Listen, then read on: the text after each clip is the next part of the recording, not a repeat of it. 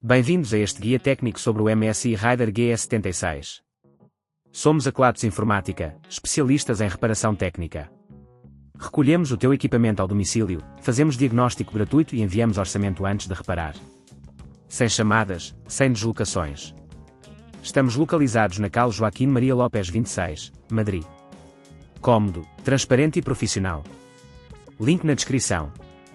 O sintoma que vamos abordar hoje é um barulho estranho vindo do teu MSI Raider GE76. Este tipo de ruído pode ser causado por vários fatores, como a acumulação de poeira no sistema de refrigeração ou componentes soltos.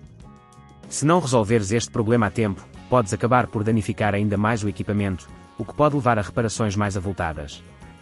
Para esta reparação, vais precisar das seguintes ferramentas: uma chave de fendas Phillips, uma pinça, uma escova de limpeza e um pouco de pasta térmica. Agora vamos ao que interessa. Primeiro, para abrir o equipamento com segurança, desliga-o completamente e remove a bateria. Em seguida, usa a chave de fendas para retirar os parafusos da parte de trás do portátil. Lembra-te de guardar os parafusos num lugar seguro para que não se percam. Assim que tiveres removido todos os parafusos, cuidadosamente levanta a tampa traseira. O barulho estranho geralmente está relacionado com o ventilador ou o disco rígido. Para localizar o componente que está a causar o problema, verifica se o ventilador está obstruído por poeira. Se estiver, usa a escova de limpeza para remover a sujidade. Caso o ventilador esteja a falhar, terás que extrair o componente. Para isso, desliga os cabos que o conectam à placa-mãe. Atenção ao desconectar, para não danificar outros componentes próximos. Depois, remove os parafusos que seguram o ventilador no lugar e puxa-o suavemente para fora.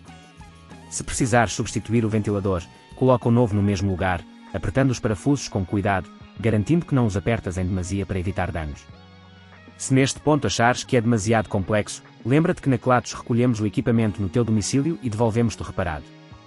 Após substituires o componente, volta a conectar os cabos e certifique-te de que tudo está bem preso.